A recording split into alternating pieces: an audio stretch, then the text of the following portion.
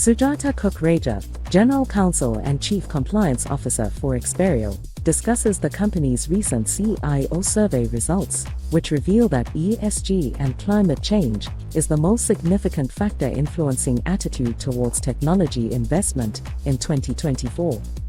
Sujata explains just why CIOs are prioritizing ESG ahead of other influences, such as supply chain issues, the increasing security threat landscape, and automation advances. Okay, so ESG has been growing in importance significantly, I think it's fair to say, in the business world over the last few years. So if it's possible to sort of summarize, where has it got to at this moment in time? Absolutely, yes. ESG, or sustainable action, is rapidly moving away from being just a box tick sort of exercise and becoming a key element in a company's corporate values. It is finding a voice in the boardroom, which is thereafter sort of trickling down to how companies select their business partners, how companies are selecting their vendors. And I think companies will find it quite difficult to obtain vital funding in the coming years if they actually are not prepared with a strong ESG strategy. And in fact, Philip, Expereo did conduct a sort of research, and when we spoke to various enterprises, ESG came out as a key driver, in future tech investments. So all this really does show that it is becoming very important for a business and where we are moving in the coming years, really.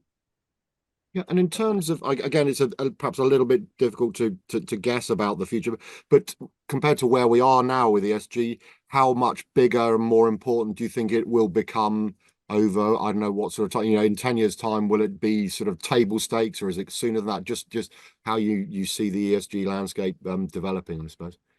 Yes, absolutely. If you just follow what is going on at a macro level, right? There are so many more regulations coming out, especially in the EU. As you can see, it's becoming key. ESG is actually going to find itself, being a focal point in non-financial reporting for both the public and private sector. So, that in itself changes how you look at ESG, because now companies have to become prepared, right? They have to be ready with the various reportings. They have to start making disclosures. So definitely it's going to accelerate, and it will have a long-term effect on financial performance of a business as well. Companies are going to start, in fact, I think the consumer mindset has shifted already, Philip, and that will really change the game in the sense that companies want to work with a partner or a vendor that has a sustainability goal or matches their own corporate values as such. So that will really push the agenda around ESG, because that you will lose trust in the market, or you will not be able to gain the necessary projects you want for your business if you are not aligned. But I think what we are not seeing at present is actually companies walking the talk. There is awareness, but there is action needed. I don't think all companies are there yet in terms of an actionable plan to mitigate ESG risks. So I think we are right now in that phase where everyone wants to do something, but we haven't quite yet converted that into action. Yeah, and you referenced earlier there the survey that Expereo did, the CIO survey, and I believe that ESG was not just one of the key drivers, but the number one driver, percentage terms, for future technology investments. I mean, did that surprise you that it's that high? And what other things, I guess, were people saying? So, what is it, coming ahead of, if you like? Absolutely, it was a surprise, a good surprise, I would say. So we did conduct, a research where we took the views of about 650 CIOs across Asia, Europe, and North America. And as you just said, so a key driving factor for future tech investments happened to be ESG and climate action. And just to give you some context, so behind that sat other factors such as, the new working environment, so hybrid working, for instance, and about 28% of CIOs believe that to be a key factor, but still sitting behind ESG and climate action. And even below that was supply chain issues and cybersecurity threat. So, I mean, that in itself is very telling, how enterprises view the future of ESG in the market. Yeah, and in terms of, I mean, is it possible as well? I suspect it might not be easy, but is it possible to illustrate or explain what an ESG focused, as you say, that's driving future technology investments? Are there particular categories of technology investment that are, if you like, popular amongst the folks looking at ESG, obvious things, or is it a whole range of things that are being categorized under sort of ESG focused technology investments? Absolutely. I mean, a very, very fair question, because we speak about ESG investment, but what would that entail? So, for instance, for tech companies, they're constantly focusing on better solution, reliable solutions, cutting edge technology. But adding the ESG component to that is now going to be a driving force, really, in terms of the services or solutions that a company offers. Now, what do you prioritize in that sense in terms of investment? I think there are a few key things that I see for our company itself within Expereo, and also I do see that coming up for other businesses as well. So I would say third-party risk management becoming a very important sort of criteria. So I can see investments growing in terms of processes and tools around that. What does that mean? There is a demand, as I said, with the shifting mindset of the customer or consumer. They are now interested not only the partner that they engage with, but they want to know the whole supply chain or the whole life cycle of a project.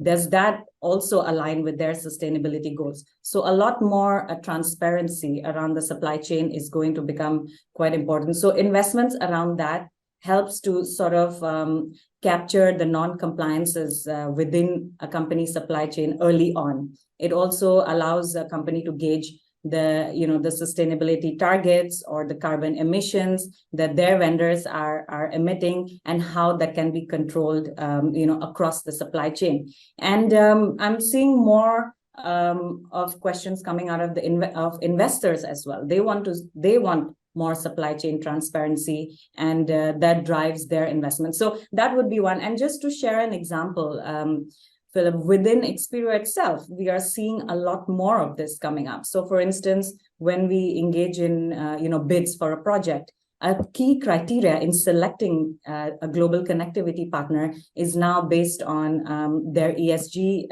agenda. And not only what ESG agenda you have, but does that then match what the customer wants, or does it match their own targets or criteria? So that has been very interesting. And recently we put in a bid for a really large automotive MNC, and as well as a multinational in the beverage space. I'm happy to share we did win those bids, but a key criteria in moving to the next phase of the bid was our ESG strategy. So very interesting, to see how that is changing. So that would be a key investment. Other than that, investments around corporate governance, employee wellness, employee engagement tools, because as we know, engaged employees lead to productivity, and hence, has a knock-on effect on financial performance. I also see tools to track and measure carbon emissions becoming quite important. And, with more regulations coming in, companies will need to start assessing their disclosure requirements, etc. So I think investing in this in 2024 will really help companies achieve their goals over the next 5 to 10 years. And I'm just wondering, I mean, whether the examples you quoted for Expereo, or just more generally, in terms of what's required, do you think that potential customers are asking meaningful questions, if you like, about ESG, and you're having to sort of jump through various hoops to prove that what you're saying in your annual report, or on your website, you're backing up, or is it still, I won't say at a superficial level, or is it easy for companies potentially to say, tick the box saying, yes, we, ESG is serious to us, without actually then demonstrating, in what ways they are taking it seriously? Yes, I think it's a bit of both. It depends, I guess, on which stage of their own sort of ESG strategy a company is on, right? Or their own journey. Sorry to correct myself.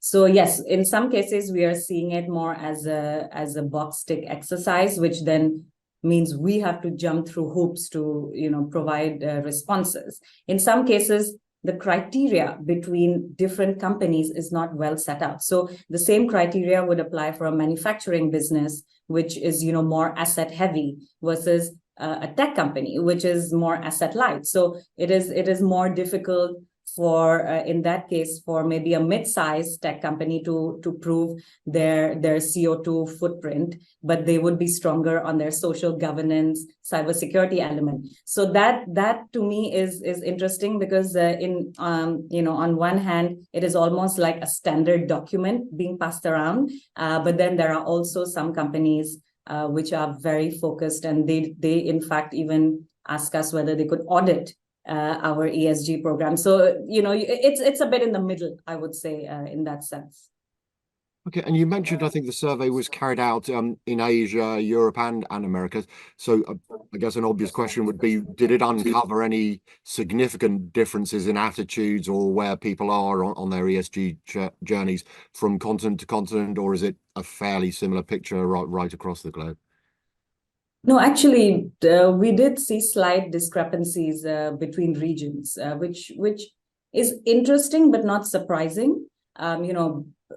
Having worked and lived across Asia and Europe, and also supporting our businesses in the US, I think I can see why that has happened. So in Asia and Europe, about 32% of CIOs believe that ESG would be the driving factor for tech investments, as opposed to Europe, which was a little bit behind at 29%. If COP28 itself is evidence of that, where there is a focus on mobilizing finances for climate action in more developing emerging markets. So then you can see that there is a growing interest, for instance, in Asia around climate action. You can see a lot more clean tech funds coming up, a lot more green energy funds that are developing. So I can see how that discrepancy has come in place, and why it is becoming more important in Asia and the US.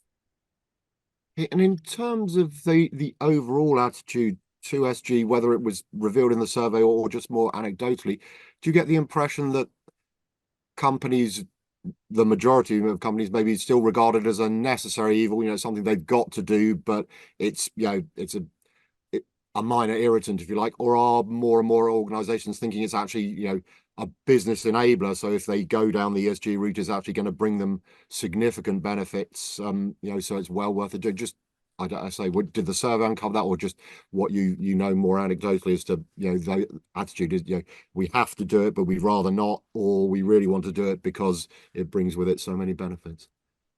Yeah, I mean, as I just mentioned previously, it really sits somewhere in the middle, because it depends really where a business is on their own ESG journey. So, if they're at the beginning of the journey, it will appear as being a necessary evil. However, increasingly and thankfully so, it is becoming more of a value driver for a business. And as I said, the leading factors for that is, investor scrutiny, the shifting customer mindset, and of course, regulations that are, becoming mandatory for companies. So that is actually driving the change from necessary evil to, oh, this is for the common good, but they can also see a financial benefit out of that. For instance, if you have your mitigation plan in place for ESG risks early on, right, you can then prevent non-compliance issues that leads to business continuity, and hence leads to better financial performance. That also has a knock-on effect on business reputation, growing trust from your business partners or your customers. So there is a lot of financial benefit to this, and I think companies are seeing the value in that, definitely. But you will always have both sides, of course, of that coin. Yeah, and in terms of into the future for ESG, do you think it's very much here to stay and become more important? Or you reference COP, and I mean, I would try not to get involved in too much politics, but the chairman of the event is said to be slightly contradictory in terms of his association with the fossil fuel industry, etc. Do you worry, I suppose, that that kind of mixed messaging and pushback might mean that ESG's power or messaging gets diluted, or do you think that as I say, it is here to stay and only grow in importance because of what it is trying to do? Yes, and of course, absolutely. Also, a disclaimer that we do not want to get into the politics of it. But I do see some controversial statements coming out, but also a lot of positive actions coming out. And my personal mantra is, a million people doing something imperfectly is much better than one person doing it perfectly. So actually, conversations at the macro level, at the global level, to me. I mean, I actually believe it will be beneficial because as in an organization, right, the tone from the top sort of sets what trickles down through the company. And I believe that's the same. As long as we keep the conversation going at a global level, it is definitely going to have a trickle down effect into a more regional level, and from there into the public and private enterprises within those regions. So to me, I don't think it is going to dampen spirits. In fact, I think it is wonderful that there is so much discussion around it, and that is only going to push companies to act on their own ESG strategies. And maybe just finally, and again, this question might not be relevant or sensible, but there's the E, the S, and the G. Is it helpful, do you think, to bundle environmental, social, and governance together in the way that it has been as a topic, or do you think over time each individual component of those needs more individual attention, shall we say? Just any thoughts? And and then there's CSR, corporate social responsibilities, another sort of thing thrown out there. So I guess what I'm saying is this collective label helpful in the short term, in the long term? Just thoughts as to how it might develop. No, absolutely. And I have spent a lot of time also discussing with my peers or with experts in the field on this very topic. And I think it's really a double-edged sword if you look at it, right? If you're going to lump ESG together, I mean, E, S, and G together, there is going to be some unfortunate trade-offs, right? Because the prominent or the key driver in this is really environment. And then everything follows from there, whether I don't know how that happened, but for whatever reason, that is the reality. So just take an example. Okay, a company decides, let us shut down our coal mine. That will improve our climate rating. But then on the back of that, what happens to the workers or your suppliers? So it's really an unfortunate trade-off when you sort of lump it together. But at the same time, on the other hand, if we do not bring the social inequality and the governance and compliance aspect into this, it might never get discussed, right? Because yes, indeed, at present, what is important is that we're all working towards ensuring, the planet doesn't overheat. We stay within the 1.5 degrees. But at the same time, we need to focus on the existing social inequalities coming out of maybe climate action, as we're reading more and more how women and children are actually being more affected by climate or not, right? Or we just look at social inequality on its own and governance. I think so there are both sides to it. It would probably not get the importance it should, but at the same time, they're so important as a pillar on its own that it would be nice to have separate criteria.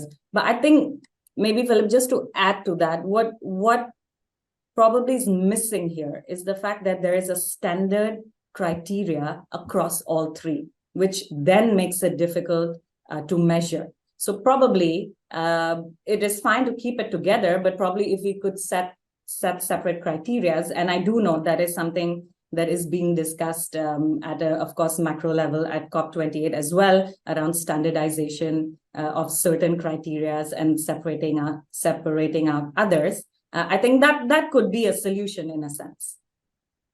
Yeah, but to your point earlier, I guess it's better to have an imperfect conversation, an imperfect um, collected category than, as you say, to potentially ignore some of the issues. So we're heading in the right direction, and over time we might get more sophisticated in the way we address the different parts of the E, the S, and the G. Yeah. Absolutely. Okay, no, I mean, it's been brilliant to chat to you, and some really interesting insights on what's going on in the ESG world. So, Sujata, I really appreciate your time. Thank you very much. Thank you, Philip. Thank you for the invite.